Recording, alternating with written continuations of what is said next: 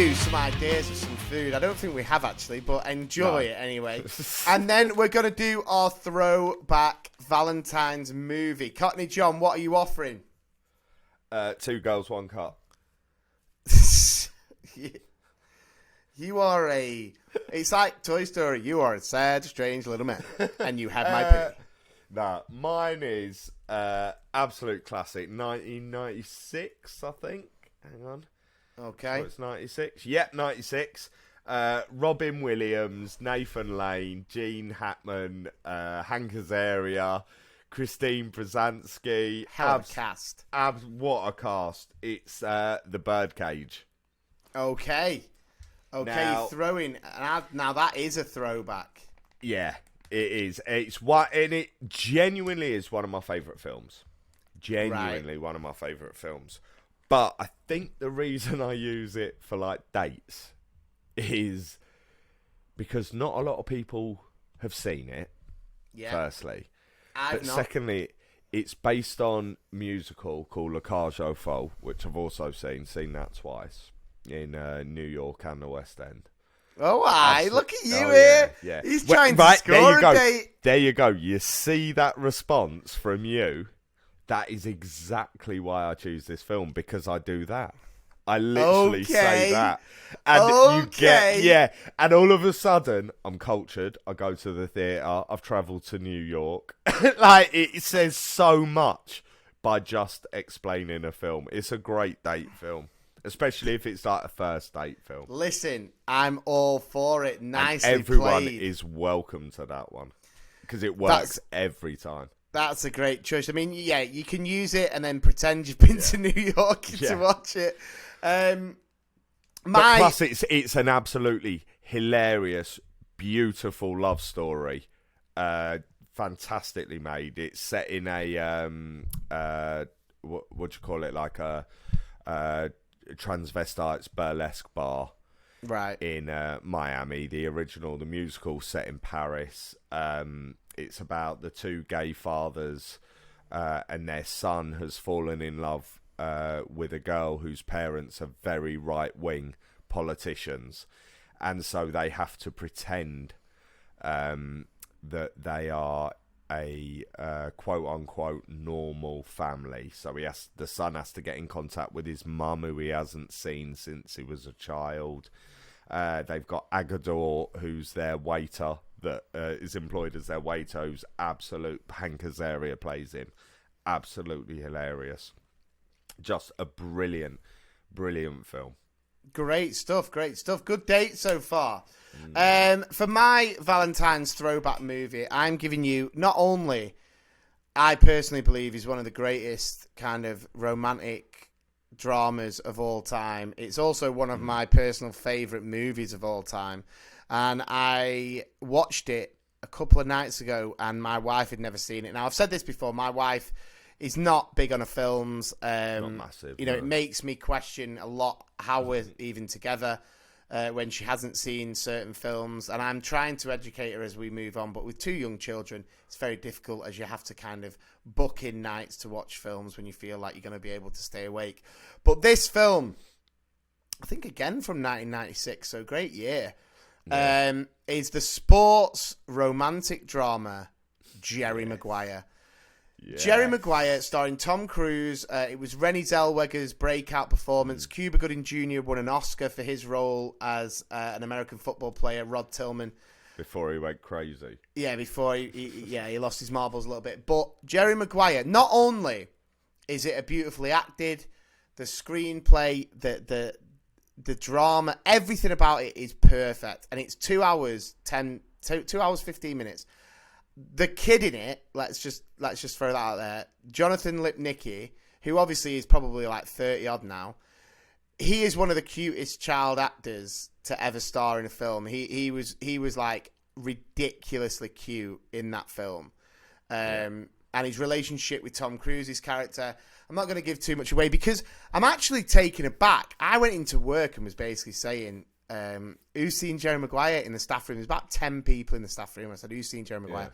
Not one person said they'd seen Jerry Maguire. So I've told all my co-workers, watch it. Go and watch it. It's on the Sky Movies. It's available on Sky Movies. And I'm telling you, and the funny thing is, Kim knew lines from the film because they're some of the most legendary cinema lines. The old "Show me the money," the "You complete me," "You had me at hello." These are from Jerry Maguire, and they are. And I just think I was just highly emotional watching it the other day, even though I've seen it buckets of times. I could watch it. It's one of those films I could watch it. It could be one of those forever films, like a desert film. Like you take one film to a desert. Yeah, I could. It deserves to be on a desert island. So yeah, Jerry Maguire, and then we're going to finish with our romantic end of the evening movie soundtrack song. Things are going well on the date. And then you just think, right, maybe have a dance, maybe a little Valentine's Day smooch. What song are you playing from the movies, Cockney John? Do you know what, right? It came, and this might surprise people. People might think, it's going to be a Grease song. But as soon as you messaged me and said, this is what we're doing, instantly, my head instantly just went, take my breath away. It's absolutely what I think that is the greatest soundtrack song to a film of all time. I don't think there's a better, and it's romantic, and it's fantastic. Everyone knows it. You can dance slowly to it. It's great.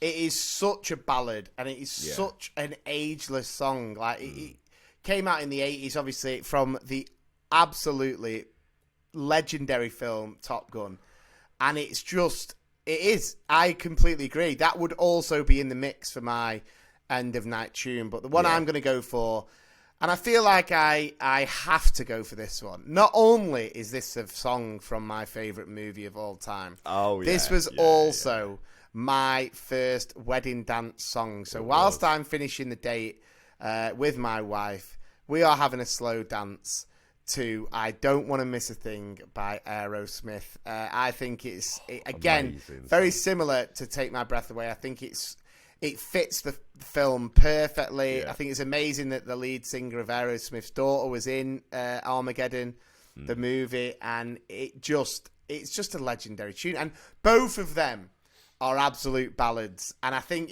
they're those kind of songs where no matter what the generation, you put it on, they will be able to sing along with it. It's one of those like timeless, just effortless tunes that's in everyone's psyche because they're just so good. And do you know that song? I was lucky enough to see Aerosmith at the Twin Towers Toxic Ball, the last rock concert at Wembley, the old Wembley, before they knocked it down to rebuild it. And they started it. Of course, the crowd went absolutely crazy. Steven Tyler walked up to the microphone, starts singing it, and just as he's about to start singing it, like the whole crowd just sung it, and he sort of took a step back. You know when someone just looks a bit shocked, and he just took a step back, and the audience sung the whole song. He didn't sing a single part of it, and then at the end he gave like a round of applause to the audience for singing it. It was amazing. Just a really quick, little segue there. Yeah. Even though we are a movie podcast, we like to chat about everything and everything. When you go and see a famous artist, and obviously the crowd is singing along to their songs, and they just basically allow the crowd to sing it, and they don't really sing it. They might come in with a little bit and then carry on letting the crowd sing. What are your thoughts on that? In that situation, I loved it. Yeah. In that situation. I've seen it happen where it's more like, Madonna, and she's like throwing the microphone out because she just can't hold her breath that long anymore, or she can't hit the notes. Yeah, I always remember it. But I think it's quite obvious when, the Aerosmith one, it was such a perfect concert. Everything was perfect about it. It could have been a CD. So I'm under no illusion that it was all planned and that he probably thought this is going to happen. Yeah, yeah. But at the same time, I'm so glad it did happen, because to be a part of it was quite amazing. Well, that's and, good. You know, we're off to see Bublé, and I'm going to sing my little heart out the whole way. Yeah, through we it. are going to see Michael Bublé together in April, but it's just funny. The reason I say it was I always remember my uncle paid something like 150 quid a pop for Rod Stewart tickets, and then when I said like, "Oh, how was it?" he just went, "Well, it was all right when he sang, but he only sang one song. He just kept going like, 'Wake up.'" And then everyone would just be like, "Maggie, I think I got," and then that'd be it. So I'm not a massive fan. But so there's our date night. We hope you do have an amazing Valentine's Day.